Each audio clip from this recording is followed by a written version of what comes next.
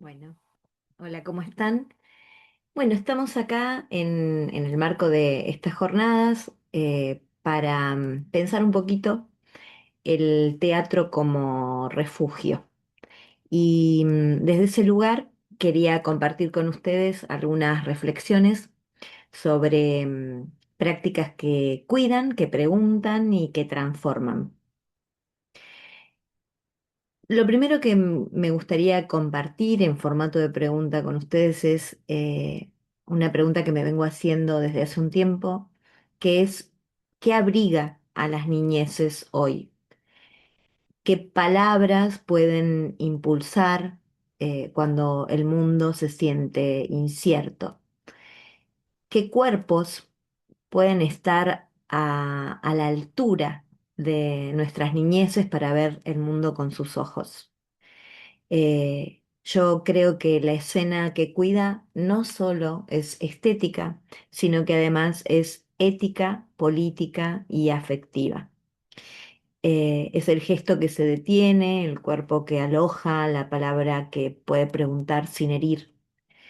Y en este último tiempo estoy pensando en proponer un teatro como abrigo, no un teatro como evasión o como distracción, sino como trinchera amorosa ante lo frío que se nos está poniendo el mundo. Eh, lo que me gusta, decía una chiquitita de 8 años en las jornadas anteriores de Aincrit sobre infancia, decía, lo que me gusta del teatro es que puedo inventar mundos que todavía no existen, donde no hay miedo y puedo hablar con los árboles. Eh, el arte escénico, cuando es refugio, se vuelve un territorio común. Y una escena que cuida no es una escena que neutraliza el conflicto, sino que lo escucha, lo cobija y lo devuelve transformado. Así que en el último tiempo vengo pensando que es muy necesario apostar por un teatro que no solo represente, sino que abrigue, donde las infancias no sean espectadoras solamente, sino que les demos un rol donde se puedan transformar en tejedores de sentidos. Y desde ese lugar, desde hace un tiempo, con los grupos que coordino en el espacio de la Universidad Nacional del Sur, venimos pensando en, bueno, qué faros, qué pilares son aquellos que pueden iluminar un poco este camino que estamos recorriendo. Y en algunos tipos de creaciones donde empecé a explorar lo que hemos llamado escenas que cuidan, seguimos los lineamientos de tres enfoques, que no los seguimos como dogmas, sino como constelaciones conceptuales que nos permiten desde marcos teóricos pensar, sentir y transformar la escena. Uno de esos enfoques es el teatro del oprimido, donde podemos pensar que el cuerpo habla, escucha y devuelve a la escena.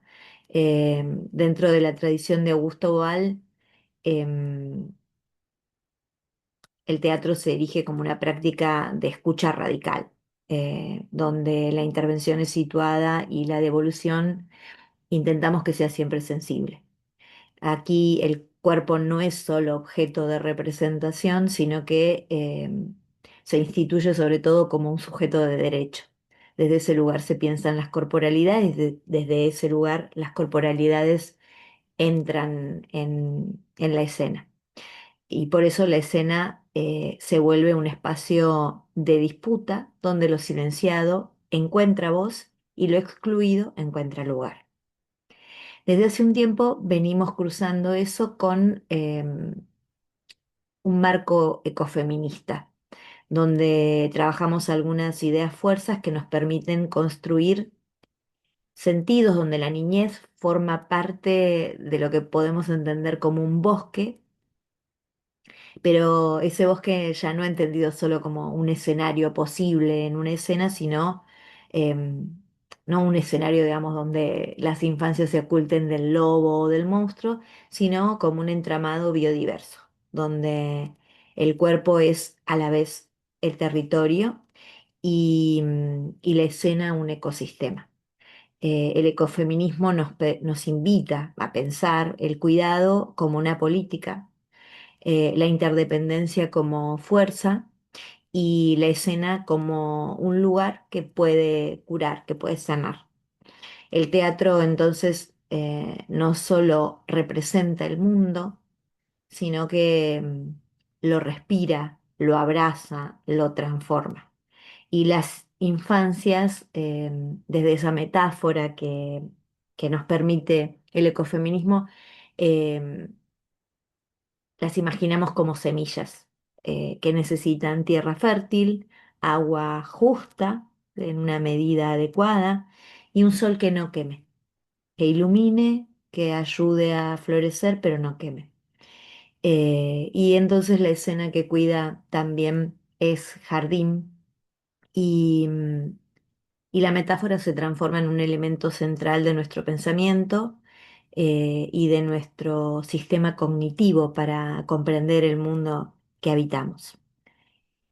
Y eso a su vez lo cruzamos con un tercer pilar que va muy de la mano del teatro del oprimido, del ecofeminismo, que son las pedagogías de la ternura. Eh, Creemos que la ternura no es una debilidad, a pesar de que en los tiempos que corren parece no estar muy a la orden del día y parece que las pedagogías de la crueldad se empiezan a imponer. Nosotros pensamos la ternura como potencia epistemológica.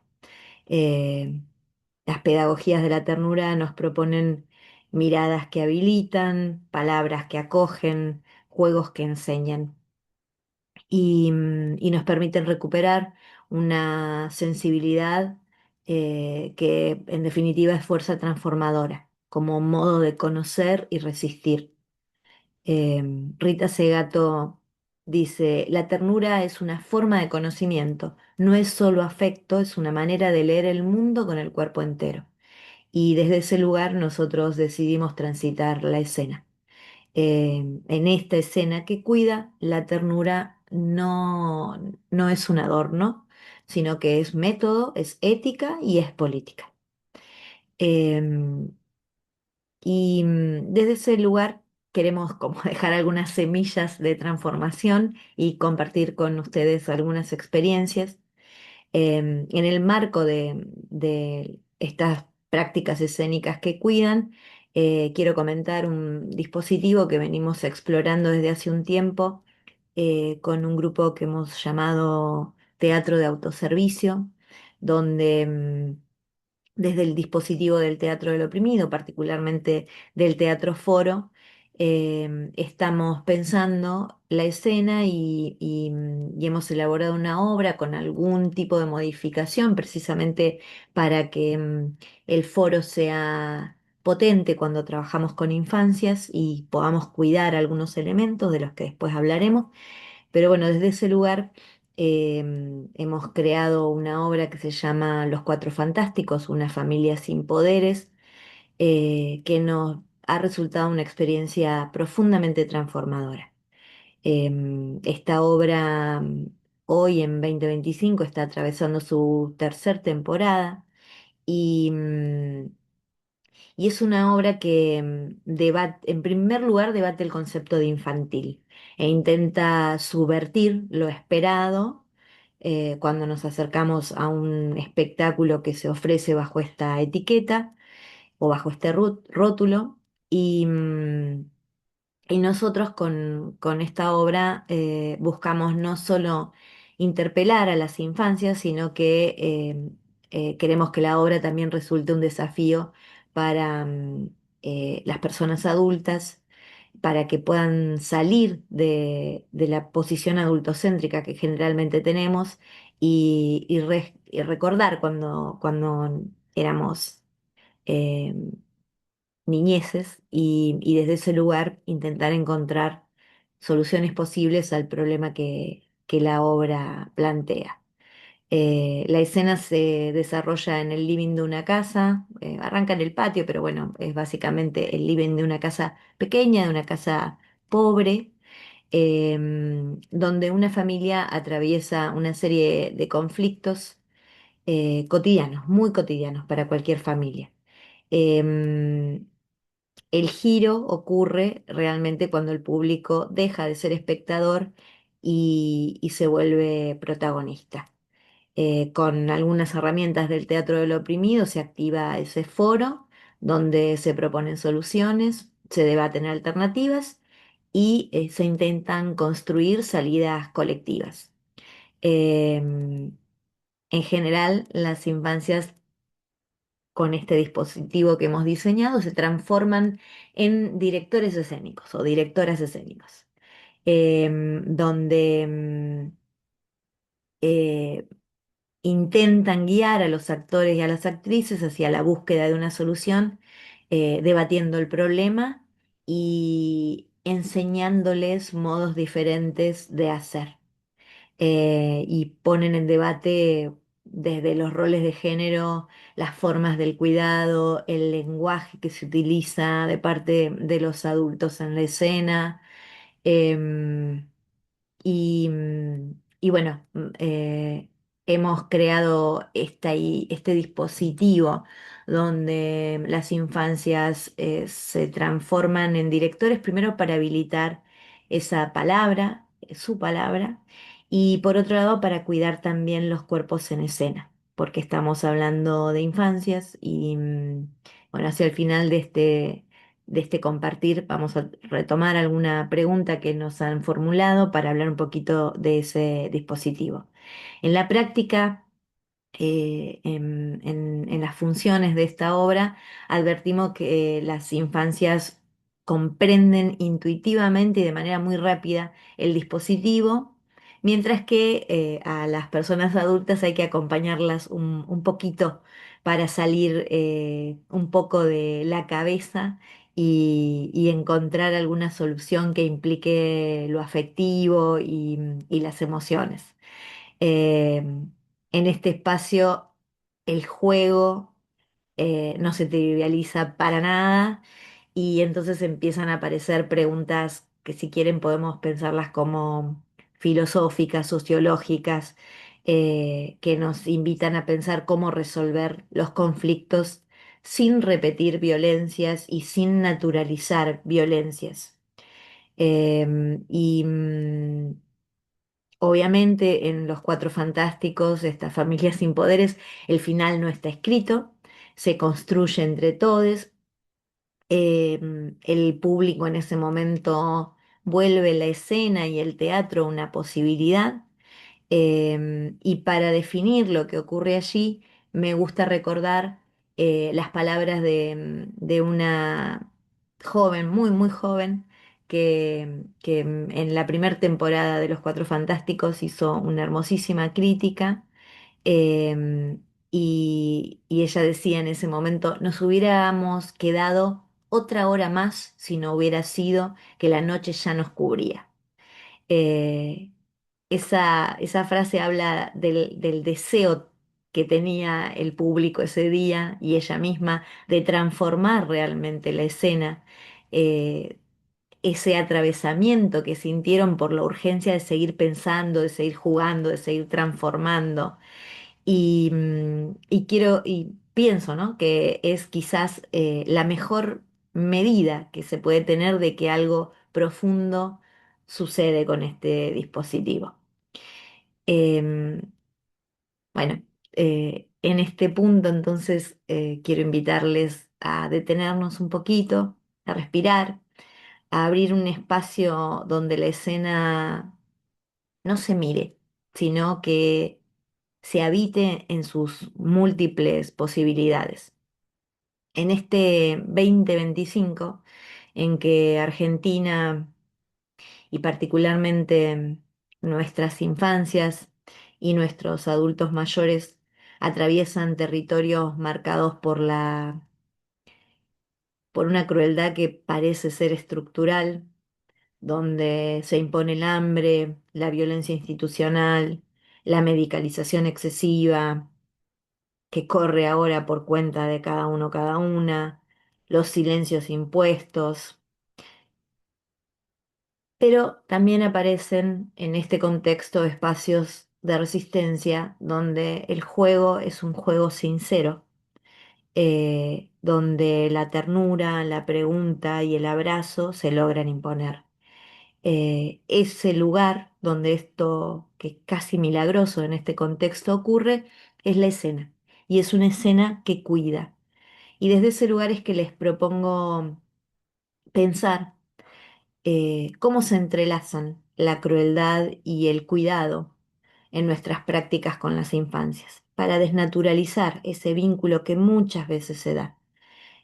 Pensar también qué gestos, qué palabras, qué silencios reproducen el daño y, y cuáles son las escenas que necesitan cuidado hoy.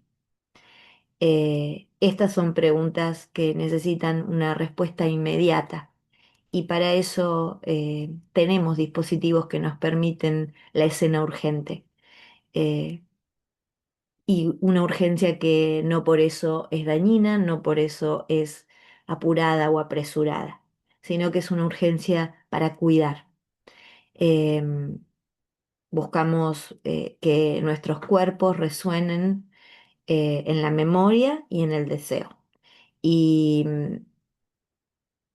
y desde ese lugar pensamos posibilidades donde el juego ya no sea para nuestras infancias premio, sino derecho. Y, y que esa activación poética no solo sea metáfora, sino que se transforme en un método. Que el cuidado no sea consuelo, sino que sea política. Y bueno, desde esa premisa del cuidado como política, es que antes de cerrar esta brevísima charla, quería compartir con ustedes unas preguntas que los días previos a esta disertación estuvimos pidiéndoles a algunos compañeros, a algunas compañeras que nos formularan y bueno, entre todas las preguntas que nos hicieron, elegimos dos particularmente porque nos parecen significativas para seguir pensando este presente que nos toca atravesar, donde nosotros queremos seguir reafirmando que el arte puede ser muchas cosas, pero es necesario que sea abrigo cuando el mundo se nos vuelve inhóspito, que sea pregunta cuando todo parece estar dado, y que sea transformación cuando lo urgente nos llama. Apostamos entonces porque nuestras prácticas poéticas, teatrales, pedagógicas sigan sosteniendo a las niñeces y también a los adultos y las adultas que disfrutamos de acompañar a nuestras infancias.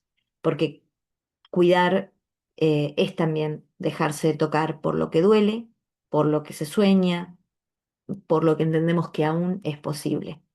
Y entonces, antes de despedirnos, vamos a abordar estas preguntas. Elegimos dos que las tengo aquí y bueno, estas preguntas dicen, la primera dice, ¿de qué manera las técnicas del teatro del oprimido pueden ser adaptadas para procesos pedagógicos sensibles al cuidado, eh, que sean sensibles al cuidado, a lo vegetal, a lo que no es humano y a las niñeces? Em, por otro lado, hay otra pregunta que nos dejaron que dice si hay algún tipo de objeción teórica y académica al trabajo con infancias con el teatro foro. Así que bueno, voy a tomar estas dos preguntas y para cerrarlas voy a desarrollar un poquito. Vamos a empezar con la primera que planteaba qué adaptaciones son necesarias en el teatro del oprimido para abordar las pedagogías del cuidado, las niñeces y lo vegetal, lo no humano. Em, el teatro del oprimido, en tanto práctica que parte de una experiencia situada y se orienta al diálogo transformador, puede incorporar todo aquello que forma parte de nuestro ecosistema, de nuestra biodiversidad, no como temáticas explícitas, sino como formas de estar en la escena. La ralentización del gesto, el silencio como respuesta legítima, la pausa como un acto de cuidado, habilitan un tipo de teatralidad que no coloniza el tiempo ni las voces, sino que las comparte. Em, Cuando dejamos que el teatro imagen atraviese el teatro foro, aparece este otro tiempo, esta lentitud que dialoga con la noción de lo vegetal, de lo biodiverso, como proceso de crecimiento en relación sin jerarquía y sin apuro con el pensamiento de algunas autoras como María Puig de la Bella Casa, donde ella nos plantea una ecología del sentir, ¿no? Por otro lado, em, podemos también, en la estructura clásica del teatro foro, donde el protagonista es quien encarna una opresión, eh, en una pedagogía sensible, que aborde también lo biodiverso, se puede proponer que ese sujeto no sea único ni necesariamente humano, ni necesariamente autónomo. Las escenas pueden incorporar una multiplicidad de voces, de perspectivas y de sensibilidades que puedan entrelazar niñeces que dialogan con memorias materiales, sean objetos, fragmentos, con presencias no humanas, el viento, la sombra, con afectos desbordados y abordar las emocionalidades. Eh, Esto subvierte de alguna manera el paradigma humanista, digamos, sin abandonarlo, digamos, poniéndolo en contexto, poniéndolo en diálogo con otras formas vivas, de las cuales también somos parte, como parte de la naturaleza, ¿no? También podemos reescribir las opresiones, incluir lo ambiental, lo afectivo, lo relacional. Las opresiones trabajadas en el teatro foro generalmente suelen ser sociales, políticas, familiares, pero en contextos actuales las niñeces viven formas de daño que también están vinculadas a lo ambiental, lo sensorial, lo afectivo, que obviamente eso está atravesado por lo social y por el sistema en el que vivimos, pero a veces lo tenemos como desenfocado, ¿no? Y lo tenemos como fondo, pero sin tener una percepción en primer plano de esto. Eh, Adaptar las escenas, incluir esas menciones, por ejemplo, el desarraigo, la sobreexposición sonora a la que están expuestas nuestras infancias, la falta de espacio para imaginar. Esto permite que el dispositivo del teatro foro, del teatro del oprimido, se vuelva receptivo a formas de sufrimiento que no entran fácilmente en el discurso de las personas adultas. Em, Trabajar además con lo vegetal, con lo no humano, implica una pedagogía que escuche más allá del lenguaje, y las técnicas del teatro foro pueden adaptarse perfectamente a incluir gestos mínimos como respuestas válidas, ritmos no discursivos, resonancias corporales, como parte de las intervenciones en el teatro foro. Y esto se puede enlazar perfectamente con las pedagogías de la ternura, donde el cuidado no se da solo en lo que se dice, sino en cómo se sostiene una presencia, cómo se habilita el silencio, eh, pensando incluso el foro como un compostaje de sentidos, ¿no?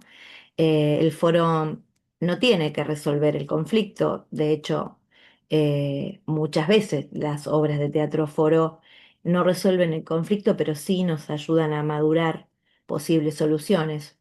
Puede ser pensado precisamente el foro como un proceso de descomposición y recomposición de sentidos, en ese sentido como un compostaje, ¿no? Y en lugar de estar tan interesados o interesadas porque aparezcan esas soluciones lineales, nos animemos cada vez más a abrirnos a bifurcaciones, asociaciones libres, a reescrituras colectivas, inspirándonos también en lo vegetal, ¿no? En cómo lo vegetal transforma lentamente, relacional y múltiplemente el lugar que habitamos. Todo esto requiere obviamente una mediación cuidadosa, claro, pero bueno, las técnicas del teatro foro, el curingaje son suficientemente flexibles como para alojar estas adaptaciones sin perder potencia crítica.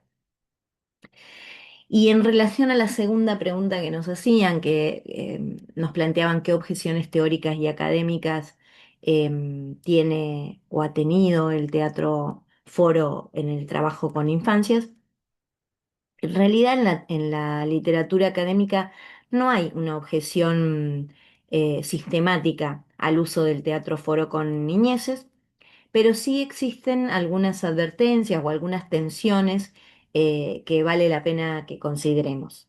Digamos, por un lado, algunas críticas han señalado que el dispositivo foro en algunas prácticas puede ser demasiado complejo, puede instrumentalizar el conflicto.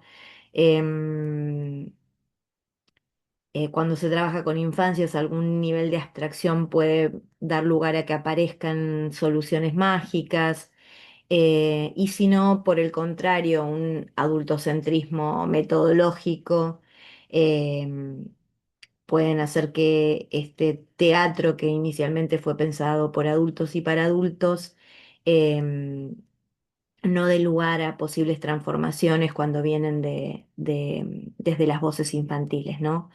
Y también hay algunas cuestiones que se han señalado en relación a cierta exposición emocional que podría haber en ciertos contextos vulnerables, donde el foro podría abrir escenas de dolor que requieran cierto acompañamiento ético y afectivo, no solo escénico.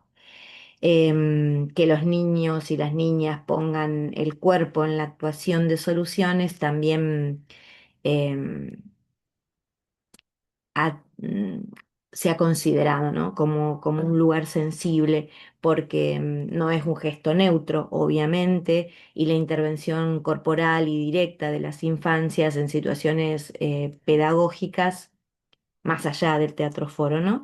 Ha sido objeto de críticas relevantes desde múltiples ámbitos teóricos. Teniendo en cuenta todo eso, es que nosotros trabajamos con este dispositivo para, bueno, por un lado, no caer en el riesgo de instrumentalizar el cuerpo infantil, ¿no? Eh, el cuerpo de nuestras niñeces históricamente ha sido objeto de control, de proyección y regulación por parte de las instituciones adultocéntricas. Y bueno, precisamente por eso estamos muy atentos y por eso pensamos mucho el dispositivo. En contextos de teatro foro, obviamente, hay riesgo de que se los convierta en portadores de lecciones o soluciones para públicos adultos, sin que se reconozcan los propios horizontes afectivos, lúdicos y simbólicos de nuestras niñeces. Em, y hay autores, digamos, fuera de lo que es el teatro del oprimido, como Philippe Méridier y Jorge La Rosa, quienes advierten sobre el uso del cuerpo en contextos pedagógicos como medio para alcanzar fines ajenos al propio sujeto. Estas son cuestiones que hemos tenido en cuenta al momento de pensar este dispositivo.